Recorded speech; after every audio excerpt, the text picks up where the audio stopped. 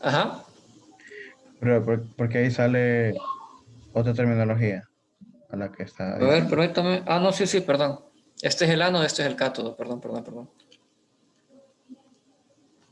Ok. Igual lo vamos a ver cuando lo estemos haciendo, lo vamos a ver de mejor manera, ¿verdad? Pero sí, eh, está el puente salino y lo que es la función del puente salino es la de cerrar el circuito. Si nosotros no ponemos este puente salino, vamos a ver en el voltímetro que no se genera ningún voltaje, es decir, no hay una corriente de electrones.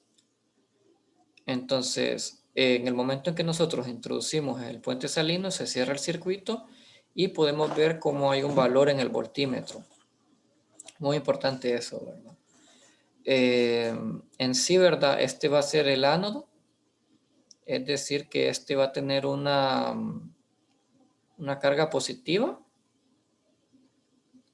y como tiene una carga positiva, va a atraer eh, a los que tienen carga negativa, a los aniones. Entonces, en este caso, pues se van a unir, ¿verdad? A lo que es el ánodo. Y aquí, pues lo mismo, ¿verdad? En el cátodo, este tiene una carga negativa y los cationes, los que tienen una carga positiva, se van a unir a él, ¿verdad? Entonces, vamos a ver cómo se va colocando el cobre, ¿verdad? Sobre el encima, ¿verdad?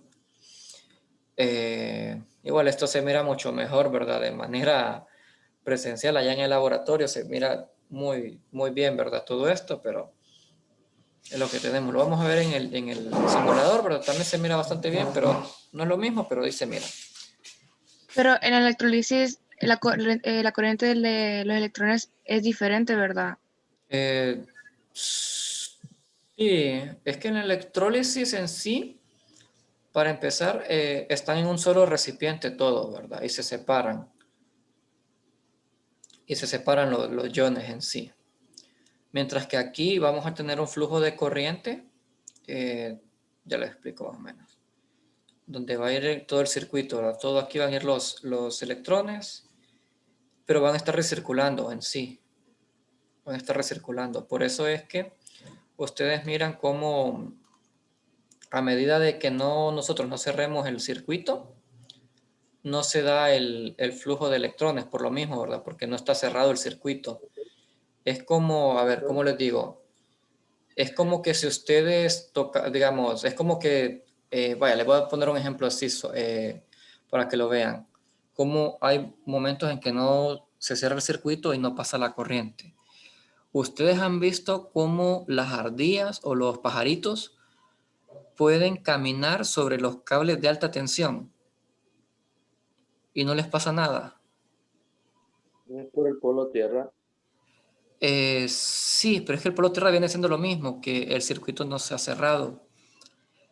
Entonces, por ejemplo, los pajaritos pueden ponerse sobre esos cables o las ardillas y no les va a agarrar la corriente por lo mismo, porque el circuito en sí no ha cerrado. Por ejemplo, si una ardilla, por ejemplo, pusiera una pata ¿cómo se llama? En uno de esos cables y pusiera una pata sobre un edificio, digamos que está cerca al cable y tiene la facilidad como para poner la pata en otro lugar diferente, sí lo va a agarrar la corriente por el hecho de que ahí hay hay otro camino, por así decirlo, por donde pueden caminar los electrones y se cierran por el polo tierra que me acaban de mencionar.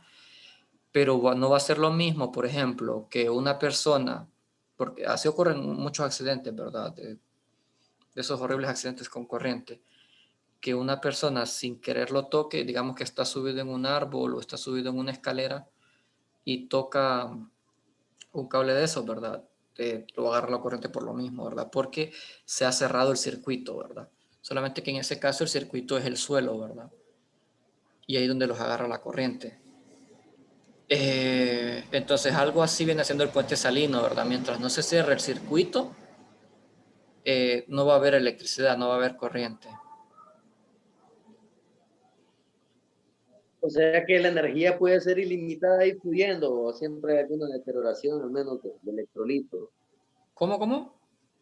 O sea estoy viendo que cuando se cierra hay un flujo constante de Ujú, electrones. O sea, ujú.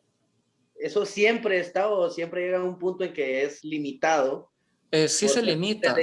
dilución del electrolito, por ejemplo. No, sí se limita porque uno de los electrodos se van deteriorando. Si no estoy equivocado, es justamente el ánodo el que se va deteriorando. O sea, con ese flujo de electrones y que va liberando electrones hacia allá porque los está bombeando, se termina deteriorando hasta el punto en que ya no puede absorber electrones del medio y los electrones los va dejando hacia el otro lado. Vamos a ver, si no me equivoco, se oxida y hasta que se destruye totalmente y ya no puede seguir el ritmo.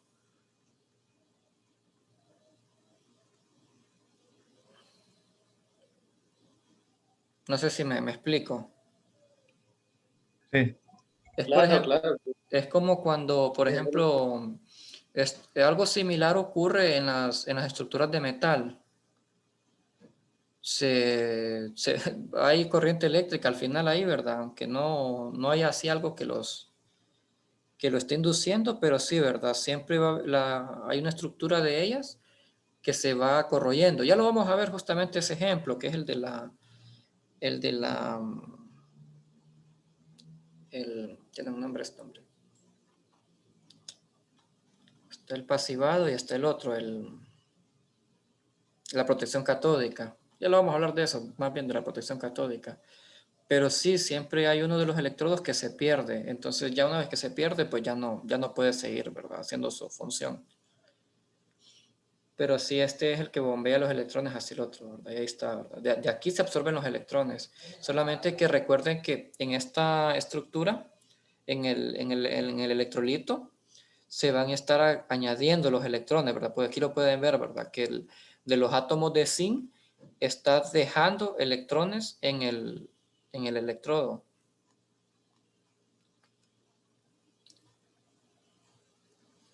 Igual ya vamos a ver el simulador.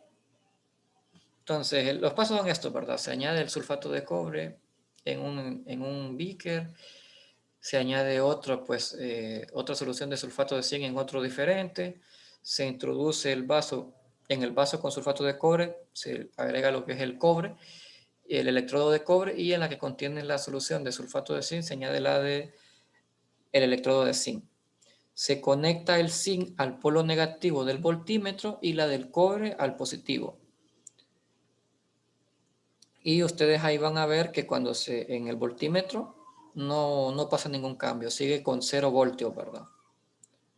El tubo en U se añade una solución de cloruro de sodio o se puede añadir nitrato de potasio, son soluciones iónicas, por ende pues van a conducir la electricidad. Y en este tubo en U, en la punta, se añade lo que es algodón para que no pase la solución, para que no se pierda la solución. Los electrones sí van a pasar, pero la solución no. Y se invierte el tubo en U y se introducen los extremos en ambos recipientes con solución y obviamente tienen que entrar, ¿verdad? En la solución las puntas. Tiene que haber suficiente solución para que entren en contacto, ¿verdad? Y una vez hecho eso, sí van a ver, ¿verdad? Y tener cuidado de que no entre aire en el interior, ¿verdad? Y una vez hecho eso, sí van a ver que el voltímetro se mueve. Una vez que se cerró el circuito porque se colocó el puente salino. Y bueno, aquí está un montaje experimental, ¿verdad? De cómo se vería allá en el laboratorio. Y aquí tenemos, ¿verdad? El sulfato de zinc. ¿Por qué se mueve esto así?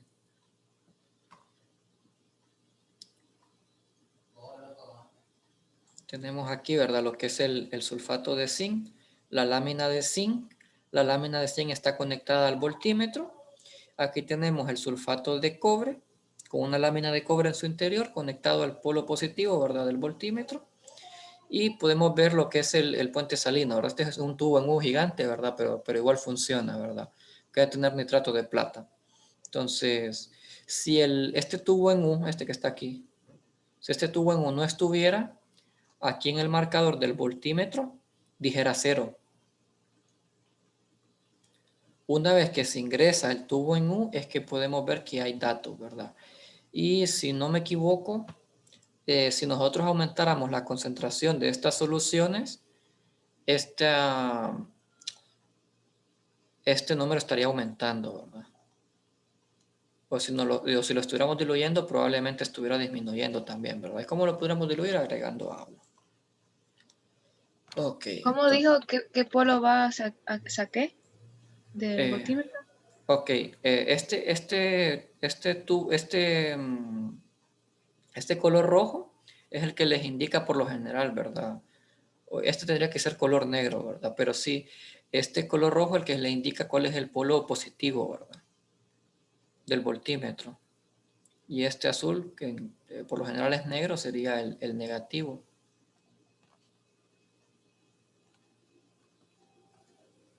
Entonces, si nosotros nos vamos aquí a las instrucciones, vamos a ver esa parte donde dice conecte la lámina del zinc al polo negativo. Miren, aquí está, miren, el zinc.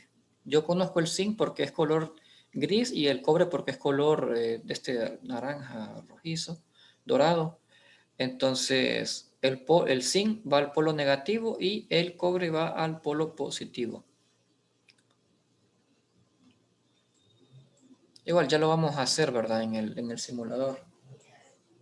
Vamos a ir, bueno, estos son los resultados, ¿verdad? Que después lo tienen que ver.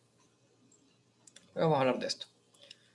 Tiene cuestionario la práctica, así que vamos a tener que poner cuestionario en el informe, ¿verdad? Y luego tenemos aquí, ¿verdad? La práctica número 2, electroquímica. Esto no lo vamos a ver de manera práctica, pero lo vamos a ir viendo ya de manera teórica. Me imagino que el término corrosión, pasivado y protección catódica ya lo vieron en la clase. ¿Jóvenes? No. Sí, No, No. ahora Ok. mismo en la clase no, pero sí ya lo leí. Ok. Alguien ya lo leyó, pero bueno. Bueno, vamos a irnos adelantando un poco los temas entonces. Eh, la corrosión es cuando nosotros decimos se oxida, ¿verdad? Un metal, ¿verdad? Y miramos que un metal se pone todo café, rojizo. Ok, los procesos de recubrimientos electrolíticos o químicos consisten en depositar por vía electroquímica finas capas de metal sobre la superficie de una pieza sumergida en una solución de iones metálicas o electrolitos, ¿verdad? En este proceso se utilizan productos químicos relativamente puros, sales y metales, de forma que durante la operación se depositan completamente los metales empleados sobre las piezas. ¿Por qué se llevan a cabo estos procesos? Pues bueno, por el hecho de que queremos proteger la pieza, ¿verdad? Digamos que nosotros, eh, vaya, compramos un coche, digamos, ¿verdad? Qué feo sería tener un coche que digamos que al año a usted se le oxida todo, ¿verdad? Y peor si usted vive cerca, en una zona costera donde está cerca la playa, ¿verdad? Y el agua de mar le hace daño, ¿verdad? Y no es que esté directamente como el agua de mar, ¿verdad? No es que el aire mismo lo lleva la sal, ¿verdad? Y termina oxidando los metales. Pero imagínense ustedes que tuvieran un metal, un coche que fuera de hierro, por ejemplo, todo de hierro, y al año ya estuviera todo oxidado, ¿verdad? ¿Sería un carro bueno ese? no. No, ¿verdad? Sería un carro fatal, ¿verdad? Sería súper malo, ¿verdad? Entonces, por eso es que las cosas se hacen de metales que son, pues, inertes y que no se van o sea, cualquier pieza, ¿verdad? Cualquier aparato que usted compre está pensado, ¿verdad? Para eso, para que no se le vaya a oxidar, al menos no de manera rápida. Y por cierto, los coches sí se oxidan, pero con el tiempo, ¿verdad? Y se oxidan por la parte de abajo, donde no se mira, por cierto. Entonces, la gente que compre carro tiene que fijarse en eso. Eh, Gracias por el tip. sí, lo digo, ¿verdad? Por si alguien está ahí interesado. Eh, bueno, ya que hablo del tip de comprar carros, ¿verdad? Hay un lugar que se llama Gibson en San Pedro Sula, para los que son de San Pedro Sula, que verifican el carro, ¿verdad? Y les dan el precio real del carro. Si un carro está malo, pues lo deducen del precio, ¿verdad? Bueno, entonces, ese ya es otro tema, ¿verdad? Pero sí sucede mucho eso de que los carros a veces están oxidados de abajo, podridos y no sirven y prácticamente sale mejor comprarse otro nuevo. Ok, hoy sí ya. cuando se hacen los aparatos, ¿verdad? Cualquier cosa que ocupe un metal, no ponen cualquier metal, sino que buscan un metal que resista a la corrosión, a los ataques químicos, al aire, el mismo aire, ¿verdad? Es el que oxida las cosas, el agua, el que oxida las cosas, ¿verdad? Entonces, se buscan de que sean un buen material o se utilizan cualquiera de estos procesos para protegerlo. Entonces, por ejemplo, la protección catódica y el pasivado que vamos a ver es uno de ellos. O, por ejemplo, ustedes que tienen verjas en la casa, ¿verdad? O no sé, los que tengan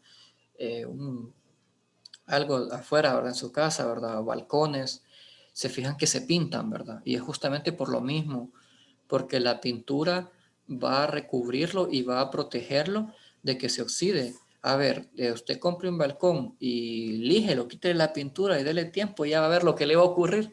Se le va a oxidar y se le va a arruinar y le va a tocar comprarse uno nuevo. O que ya esté con la pintura gastada, ¿verdad? Y usted no lo pintó, va a ocurrir eso. Entonces, bueno, vamos al primer tema, ¿verdad? Que es la corrosión, que es lo que se evita, ¿verdad? El término corrosión se aplica al proceso que altera destructivamente un material cuando éste reacciona químicamente con una sustancia determinada, ya sea líquida, sólida o gaseosa. En el caso de los metales, la destrucción se produce por la acción de agentes atmosféricos, aire o humedad, traducido agua, ¿verdad? O por efecto del agua directamente, o soluciones de ácidos, bases o sales. No obstante, la causa fundamental del proceso es electroquímica y consiste en la cesión de electrones del metal a otros átomos o iones. ¿Se acuerdan de que les mencionaba aquí arriba, verdad? De que se destruía el ánodo. Es justamente lo mismo, ¿verdad? Ha cedido sus electrones y eso es lo que implica, ¿verdad? De que se termina oxidando y se termina destruyendo. Entonces, aquí mismo ocurre eso, ¿verdad? Por acción del agua o de agentes químicos, ha cedido sus electrones y se termina corroyendo, se termina oxidando y se termina destruyendo. La diferencia de potencial se origina cuando distintas zonas del metal presentan características distintas en cuanto a los efectos maquinales, aspectos superficiales, etc.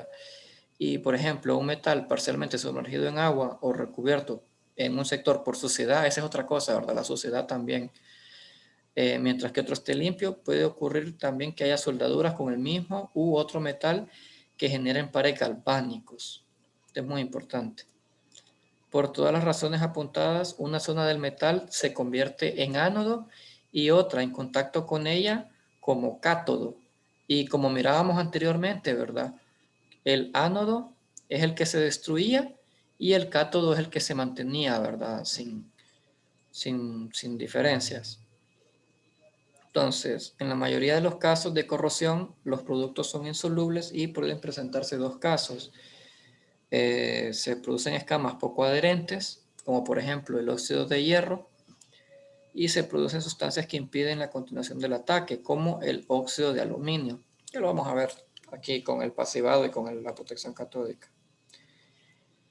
En el contexto de corrosión, la pasivación es la formación espontánea de una película superficial no reactiva, dura, que inhibe lo que es la corrosión adicional. Esta capa generalmente es un óxido o una sal de metal base, que como cualidad debe estar firmemente adherido a la base y ser impermeable para evitar el pasaje del electrolito, ¿verdad? Entonces, por ejemplo, cuando usted tiene una sustancia de metal, de hierro, por ejemplo, y usted lo mira que está oxidado, al final esa misma corrosión, es un poquito contradictorio aquí, ¿verdad? Pero sí, esa misma corrosión que tiene encima, ese mismo óxido de hierro que tiene encima, es la que lo protege, porque al final todo el agua, todo el aire que va a dar por encima por encima, o sea, a ese óxido de hierro que está encima y no va a llegar al hierro que está debajo de eso, ¿verdad? Si usted esa capa de óxido de hierro la empieza a lijar o la empieza ahí, ¿verdad?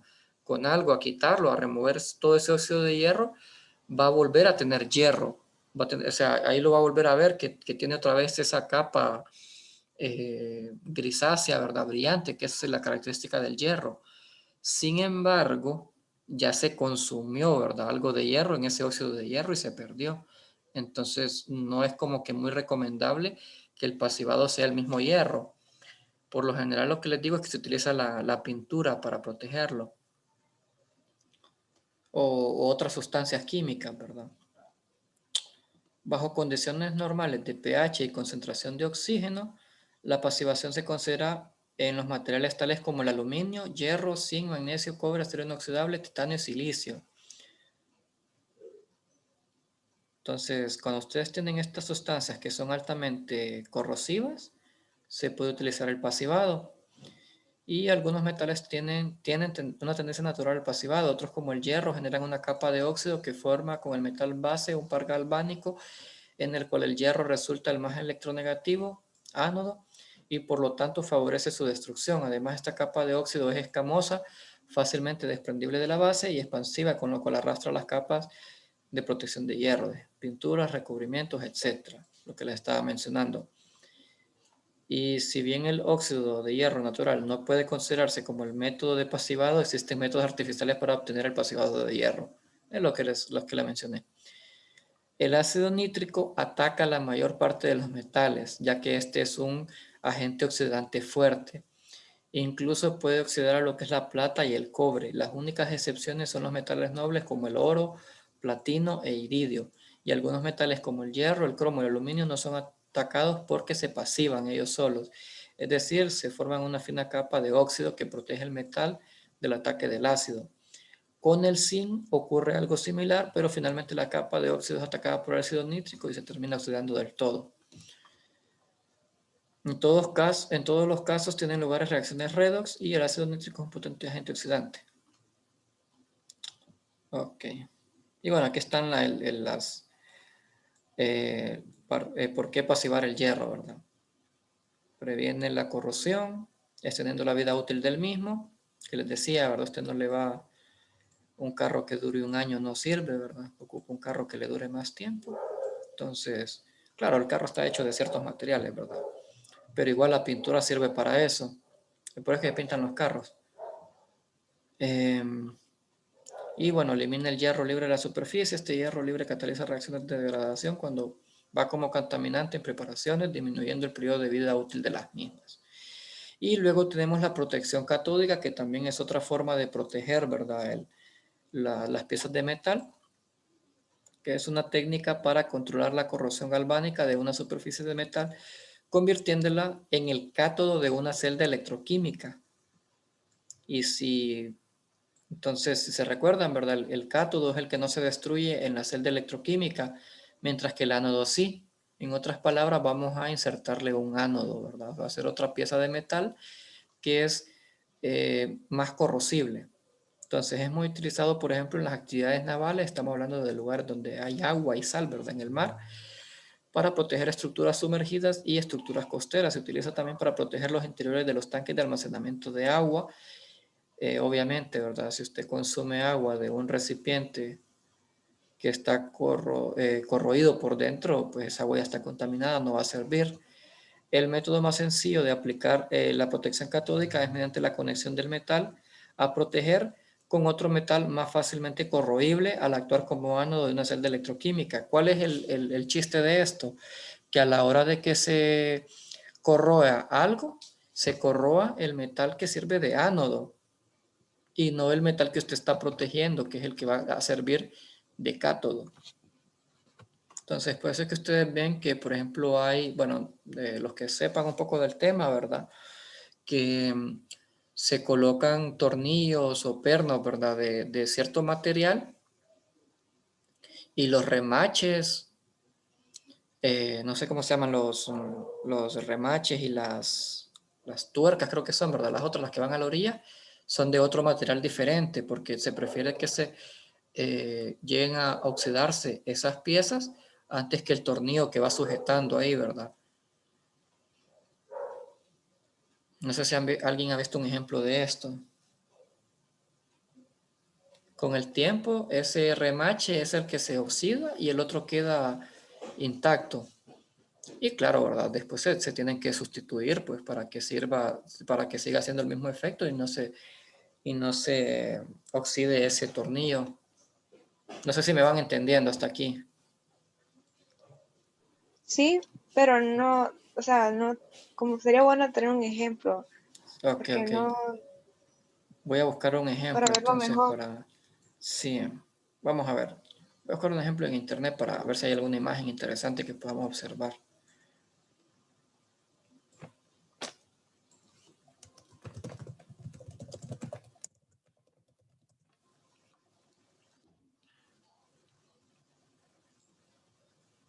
Permítame. A ver, creo que encontré uno. Permítame.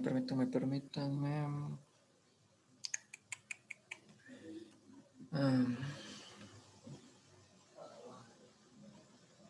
permítame. Ujú.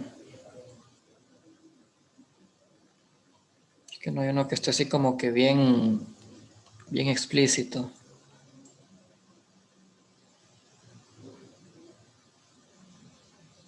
Ok, creo que este está bien. A ver.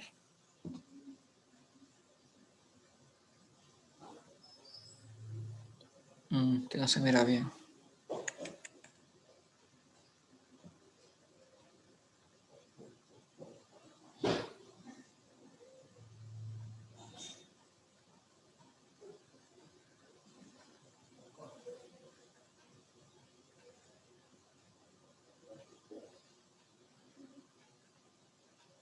Ok, voy a buscar el ejemplo después mejor porque ahorita no estoy encontrando uno. Uy, encontré uno, pero no se puede ver.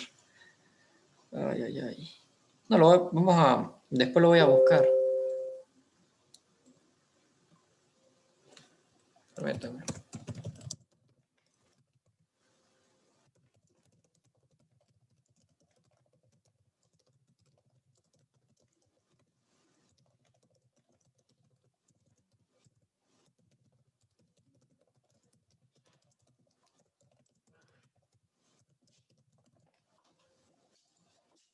Ok, entonces...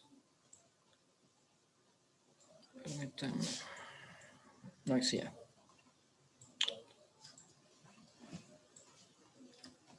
Ok, vamos a ver, ¿cómo les explico? Ponen dos piezas de metal juntas, pero una que sí se puede oxidar, pero una, o sea, por ejemplo, la pieza importante de metal y otra pieza que va junto a ella para que, pero esa otra pieza que va junto a ella va a ser de otro metal diferente que sea más fácil de corroer y se ponen juntas por el hecho de que cuando empiece ya la corrosión por los agentes externos, se corroa primero esa otra pieza o sea, esa otra pieza que está protegiendo a la pieza que a usted le interesa. Al momento de corroerse, lo que hace es que se corroe primero esa que es más débil y esa es una pieza que no es importante, es una pieza que usted la puede sustituir después con el tiempo. Y de esa manera usted protege la pieza que a usted realmente le interesa. Y bueno, es más, a esa pieza que se corroe, el ánodo galvánico se le conoce como ánodo de sacrificio, justamente por lo mismo. Si se conecta eléctricamente a una estructura sumergida, descargará una corriente que fluirá a través del electrolitro hasta la estructura que se pretende proteger. Teniendo en cuenta la serie electroquímica de los metales, un metal tendrá carácter anódico con relación a otro, si se encuentra por encima de él en esta serie. Así que, por ejemplo, aquí está el ejemplo. El hierro será anódico respecto al cobre y será catódico respecto al zinc. El metal que actúa como ánodo se sacrifica, es decir, se disuelve, se corroe, se oxida, a favor del que actúa como cátodo. Y a este sistema se le conoce como protección catódico por ánodo de sacrificio.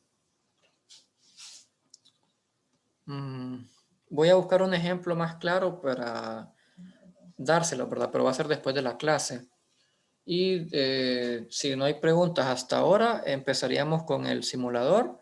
No es necesario que lo vayan haciendo ustedes en su computadora, ¿verdad? Los que estén ahí con el simulador, me pueden ir viendo a mí los pasos que voy a realizar y que con respecto a eso, pues ustedes pues hacen la práctica y después con sus resultados pues hacen su informe, ¿verdad? El informe va a quedar para el siguiente sábado a medianoche, es decir, a las 11:59 p.m. Y entonces, aún así, ¿verdad? Si tienen dudas sobre esta práctica, en la siguiente práctica me pueden preguntar todavía, ¿verdad? Si tienen alguna duda o algo, ¿verdad? Lo ideal sería que me pregunten por Telegram en el transcurso de la semana para que no estén a última hora, y porque ese es el otro tema, ¿verdad? Que yo hoy sábado tengo todos los laboratorios seguidos, entonces no es como que tenga libertad, ¿verdad? Para estar contestando dudas los días sábados. Entonces, eso, ¿verdad? No sé si tienen alguna duda hasta ahora con todo lo que hemos dicho, explicado. No, ¿No? Un poco complicado, pero hay Sí. que leer un poco. Sí, justamente por eso es que les recomiendo que siempre lean las prácticas antes de venir a la clase, porque así ya vienen con una idea. Porque sí, es un poquito complicado el tema, la verdad. A ver, tengo